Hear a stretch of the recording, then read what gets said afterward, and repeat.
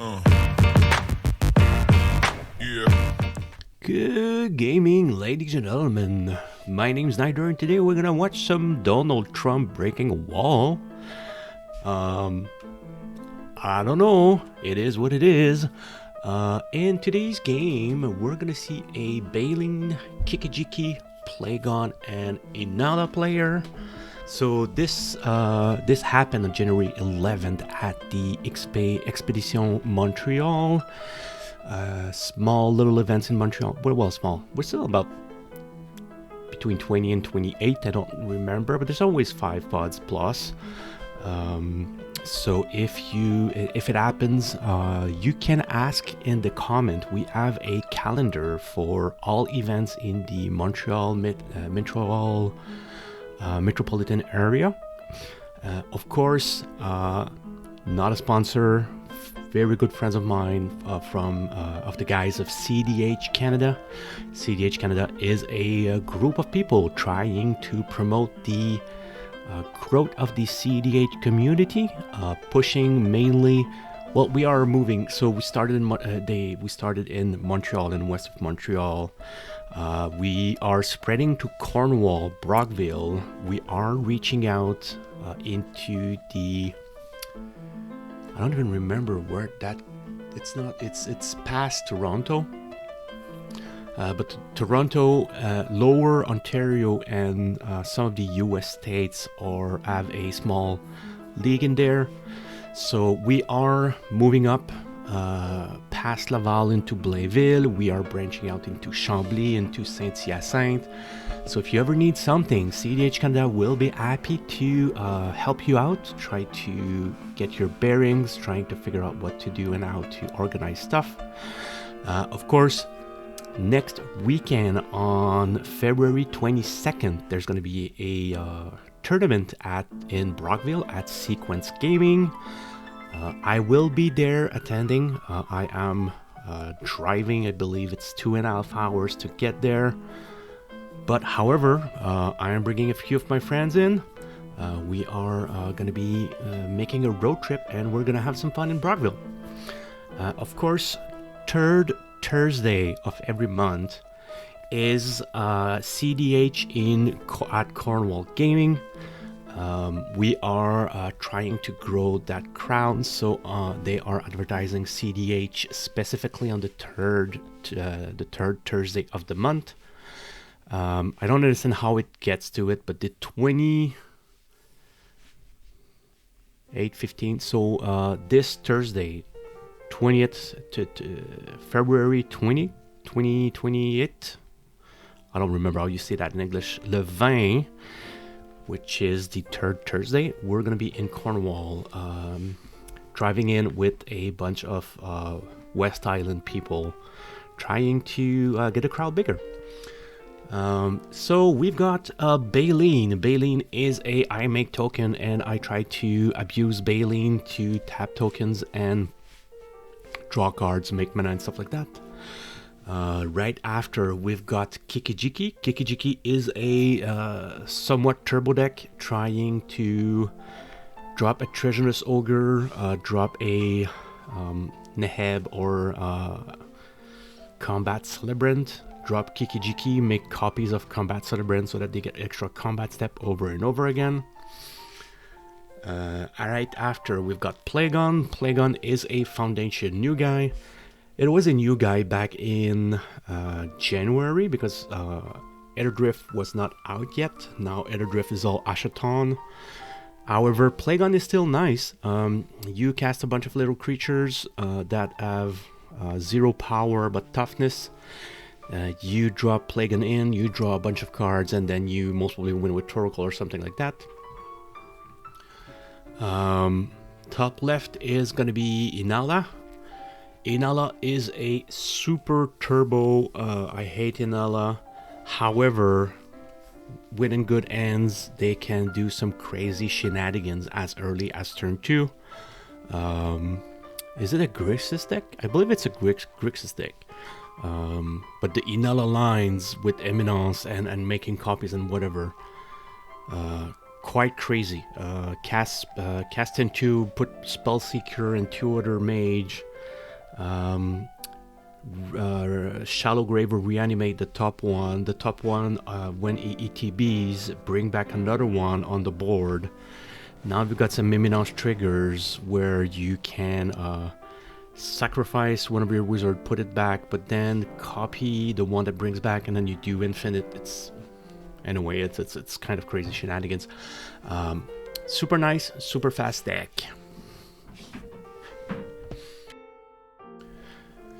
Mulligans are gone, are done. Pre-games are called. Nobody has any crazy shenanigans to do pre-game. Baylen will start. Flooded Strand will fetch into Savannah, most probably, and Carpet. So most of you will remember my harm. So yes, I am the Baylen player. KikiJiki, bolting himself, drops a Mother Bolt. Hey, look at that, I was right. I went for Savannah. Iron Mesa into something, into Esper Sentinel, most probably a Tundra. Land, Petal for 2. Talisman. This is good. First main, Carpet triggers. Points Plagon, of course, because he has an Island. Not because Plagon is a Turtus. So if anybody knows, of course everybody knows Dragon Ball. The Tortoise is absolutely similar to the Dragon Ball one, of course. Oh, Fanatic of Ronus. Nature's Lore. So, okay, this is a weird tech. We were having a discussions about 2 CMC Mana Rock. In Baylen, I am playing a lot of stacks. Collector Oof, Null Rod, Stony Silence. So, what's the difference between grabbing a 2 CMC rock or a 2 CMC I go get a forest and put it into play? Ooh, Trajanus Ogre. KikiJiki going for balls to the walls. So, of course, Nature's Lore is go get a forest, so you can go get whatever you want. It could be a dual, could be a shockland, could be a triome. So I don't see the bad side of using Nature's Lore compared to a rock. Yo, goes down, gets 18, pays 18 for 6 red. 6 red for Overlord of the Bilge. Is that it? ETBs deals 4 damage, I believe. Overlord of the Border Bilges. Wasn't that bad. ETBs or attack deals 4 damage to any target. Pings Esper Sentinel. Oh yeah, I remember what he does, and it is absolutely nasty. Ooh. Drops to 4. Tap KikiJiki. He will make a copy of the Overlord, will ping 4 somewhere. Pings the Fanatic Ronus. So at this point, we need to figure out something, otherwise we are going to be screwed fast. Because what's going to happen is, on his turn, it's going to make a copy of the Overlord. He'll ping 4 somewhere. He'll attack with the 2 of them. On attack, it triggers again, so he pings 4 and 4 somewhere, most probably our lives. And it is a 5/5, so it's going to be 10. It's going to be, on attack, is going to be 5 damage, 5 combat, 4 any target for any target. So it could be hitting for 18. The Overlord attacks for 5, pings for 4. So as you see, he already did 9 damage to the Inalla player. So in my hand, Crop Rot, on top right, I had Crop Rot something. But Crop Rot with no creature is actually bad. Windswept Heat fetches into a basic plains. That is a something operative. So from what I remember, this is a I steal someone's ability, so he stole KikiJiki's ability. Just took a quick break to figure it out. This is a Scheming Fence. Quite a nice card because you can copy any activated abilities. So right now he copied KikiJiki, but he could have stolen a One Ring or a whatever. Scheming Fence. As this creature enters, you may choose a non-land permanent. Activated ability of the chosen permanent can't be activated, and this creature has all activated ability of the chosen permanent, except for loyalty. And you can pay any color. And I think it's a Fire Action Walker. Inalla player not knowing what he can do, what he should do. Passes. Use a carpet. Pointing Plagon's Island. I think I'm making... So what do I do? Ranger Captain. Go get a 1 CMC creature. Maybe putting a Esper in my hand. Putting Esper Sentinel in hand with no white. Could have went for a Metadork at least. This is why this channel is called Noob Plays cEDH. Because I bring Esper in hand, but I don't have any white. And then I just don't know what to play. Crop Rot. Hey, look at that. I'm not that much of a noob. I had a plan. Crop Rot into Temple Garden. Temple Garden, Spirit Guide. For Ella Damri's Call. I have no idea what I have in my hand as a plan. Actually, it seems like I didn't have a plan. So, White Plume on EKB gives Initiative. Initiative gives you... was it basic land to start? Which is not bad. Making a deal on Inalla doesn't want to be bashed over and over again, so he will say, if you don't hit me, I will let you live. I will let the Overlord in on the board.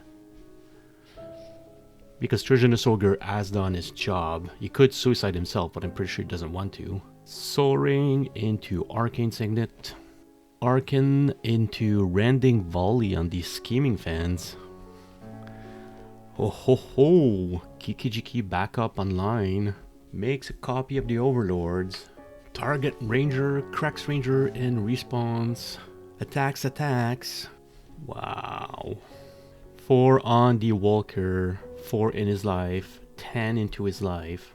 That Overlord is making some hard work. Ooh, what is that? Still making another deal with the devil. Tap, upkeep, draw. Still, no one has 2 island, only 1. So, Naya for Baylen. Pays to untap Mana Vault. He doesn't want to die to that.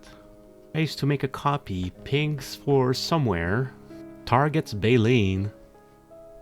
I'm telling him, please, if you hit Baylen, you're gonna lose KikiJiki. And he's like, huh? What? I'm playing on words. I'm saying, if you aim Baylen, if you kill Baylen, if you target Baylen, I'm killing KikiJiki. So me and Plagon doesn't do much. Yep, targets Baylen, deflecting SWAT into his face. So I'm dealing with KikiJiki. Not seeing it coming. So I'm killing KikiJiki, the player. So I was right on my word. It is any target. So I am killing the KikiJiki player. Passes to Plagon. I believe I drew the deflecting SWAT on that turn, and I said, yes, I need to try to do that. Plagon fetches for his Surveillant, I believe. Otaurora to the grave. Draws. Goes and casts Hard Evidence. Making a crab, a O3 crab, and a clue. So he is trying to make a toughness higher than power for Plagon. Oh god, there I go, making my... So now you know why I'm not a heart... will never live as a artist. Inalla with 4 mana on the board. Grab people. Oh crap! Inalla passed. 2 island, 2 white. I'm gonna make a Esper, a White Plume Adventurer. Venture into the dungeon, the Underdark. First one is, if I remember correctly, go get a basic land. Drops the mountain, because I believe it's the only color I don't have on board right now. It's not as broken as put on the battlefield. It goes to hand. Swings with Baylen into Inalla. Tracking commander damage is important with Baylen. passes to Plagon. Talon Gates, phasing out the Esper Sentinel. Not happy, but I don't have any choice. That is Tybalt or something like that. Casts the shield? Sphere Shield, I believe. Casts Plagon. He's able to draw 4 cards. Oh, it makes it trigger twice. So even if he drew 8, cast a Polywog Prodigy. Discards Marsh Flats. Hand of turn. Snap on Plagon, sends him back to his hand. Vamp Tutor. Mental Misstep to Vamp Tutor. So this was a bad play. Yeah, so because he discarded, then he said, I'm gonna cast something. And at that point, had he had his Mental Misstep in hand, no response to the ETB, cast Demonic Consultation, Mental Misstep would have been able to do something, but Vamp Tutor would have resolved and it would have drawn into Tainted Pack, one other counterspell. So